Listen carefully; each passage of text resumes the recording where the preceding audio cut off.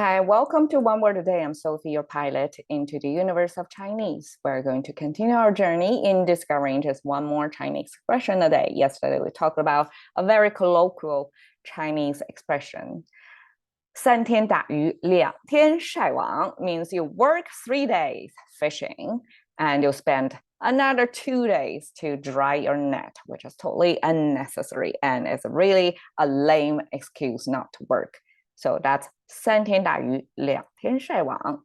And we have continuation of this using digits, pairing it with other concepts to make phrases. So we already have 三教, I mean 三纲五常, right? We have 3 and 5 commandments in Confucius framework.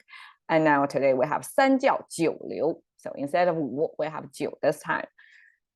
Okay, 三教九流 is our Chinese way to say they're like you kind of got classified into different spheres in the society. And the 3 teachings actually would mean 3 religions, 3 types of ideologies, if you want to say, or 3 theories. So people kind of subscribe to different school of thoughts or way of thinking about things and religions.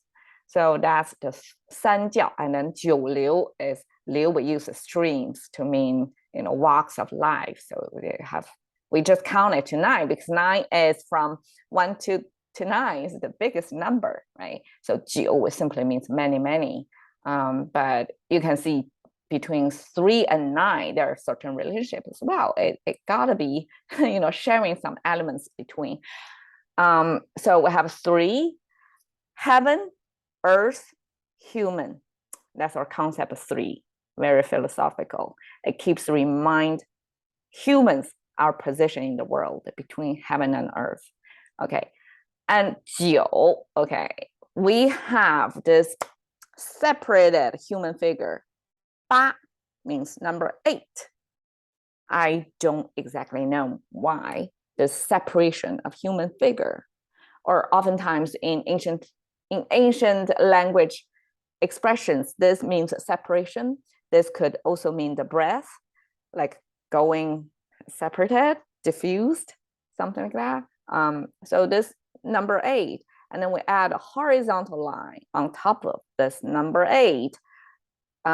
We talked before, let me see if they have this. No, we don't have it in the last episode, but we talked before if we have this human figure with a horizontal line on top and both of the separated numbers, I mean number 8, if it's below it, it means the high ground of things, right? Because that's an indicator of on the human body, this is the head portion.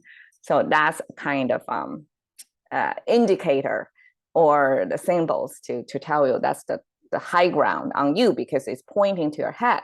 But in this case, this number 8 still get the left stroke on top of the horizontal line. So it doesn't look the same as the high ground symbol. So that's one way to make a variation of it.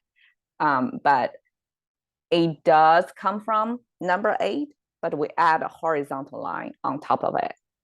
And to differentiate from the high ground concept, we're using this stroke a little bit, positioned a little bit higher. So it kind of, the horizontal line has a cross point with this left stroke of the number 8. Okay, so that's our concept of how we made number 9, because it's adding one more line on top of number 8. And 教 and 流, okay.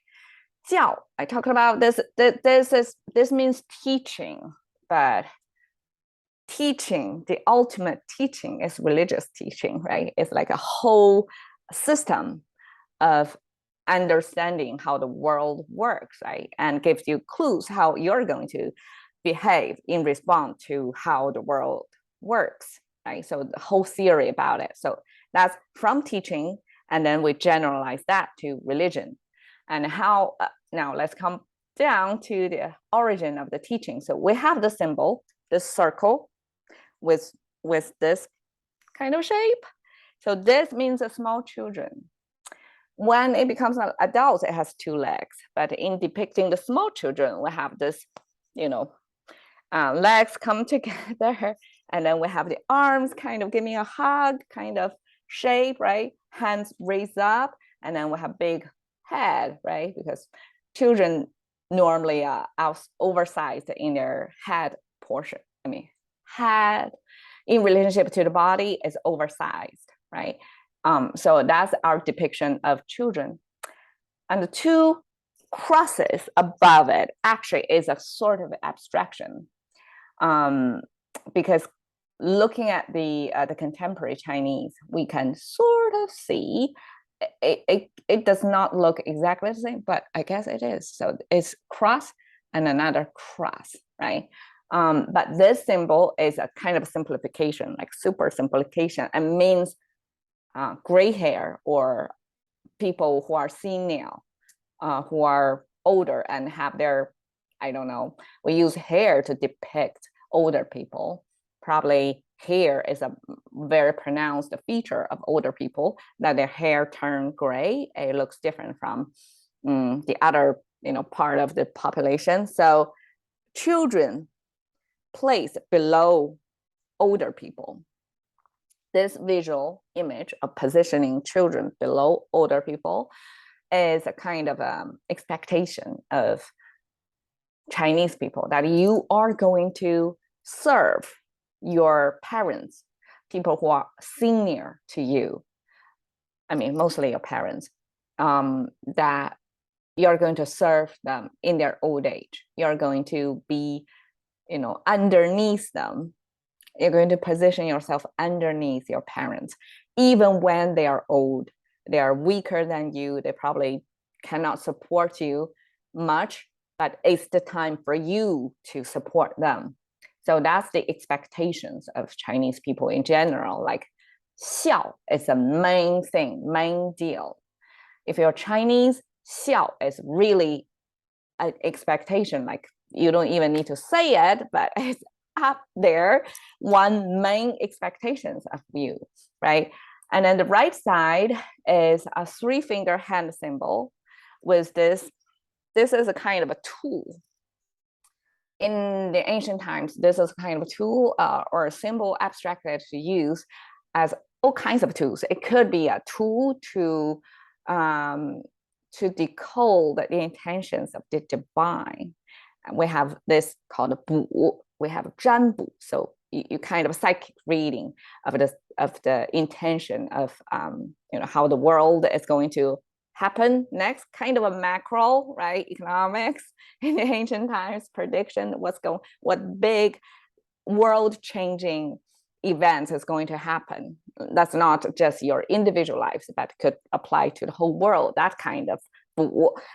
And this could also be used to signify like other types of tools.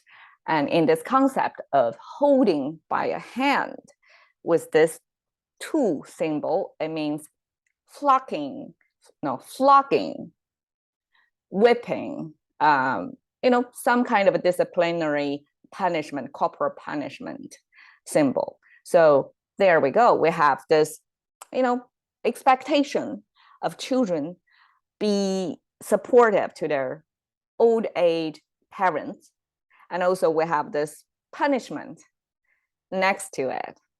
So this expectation plus punishment is the main two ways to, I guess, to educate people, to make them behave as the social norm, that you're going to get disciplined if you disobey the expectation that you're supposed to be supporting your parents in their old age. So that's, generalized. It's not just about what you do with your parents when they're old, but it's other expectation. A few episodes before, we talked about 三纲五常. So a lot of expectations on the individuals, how to live their life, how to handle different relationships in their lives.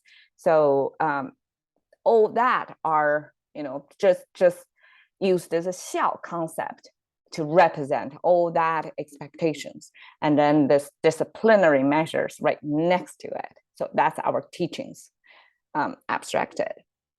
And in this context, it means religions, right? We talked about how teachings can be further extended into a particular teachings of religion. So that 三教 here means religion. And 九流, liu, we have this water. You see a lot of water dynamic, fluid dynamic symbols there, this curvage, flowy sense. So this pretty complicated 5-stroke eventually was simplified into 3-stroke, just like that. When we see this symbol, it means water, something related to streams. And then we have the right side is the sound maker, but it actually means in the middle of the stream, there is a blockage, right? And then things further flow, continuation.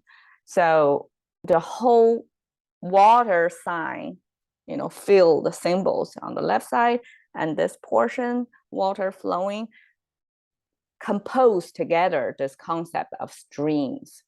So in business, we have streams of revenue, right? And in social media, we have streaming. So both of them have the sense of continuation of either money come in or a continuation of programs continue, streaming online for viewership. So this liu in ancient Chinese, in this expression, it means streams of people in their set lanes or walks of life in their business. So we, in the ancient time, actually, it's a way to social classify a person. So if you are working in agriculture or in craftsmen or in business, like you are going to have your social status, kind of your, rank on the pecking order of the social status, right? That kind of triangle shape, and then who is the top ruler, and then have different streaks of life or streams of life in Chinese expression.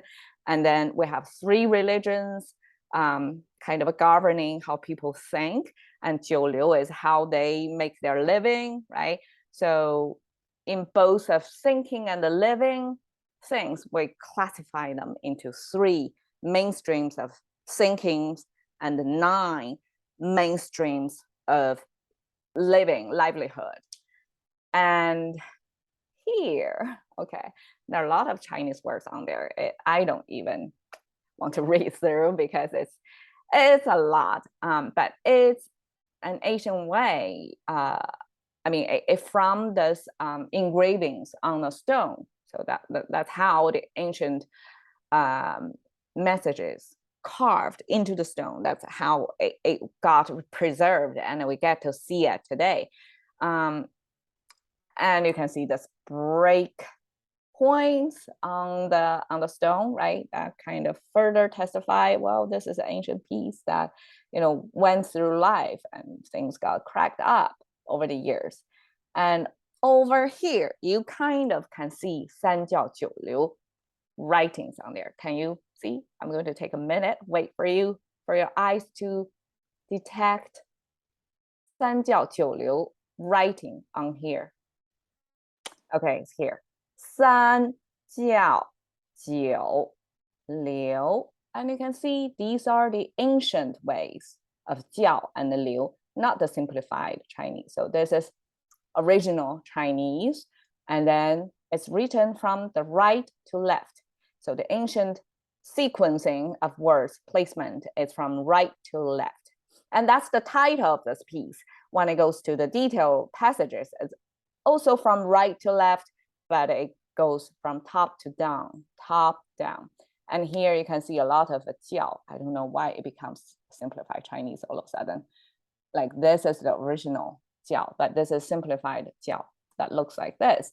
But it gives you the name out, like we have 佛教, 儒教. And this is a segment of this whole piece, so it's not completely shown, but it gives you like a spell out what are the 3 main thinkings, and then what are the other main ways of livelihood over there.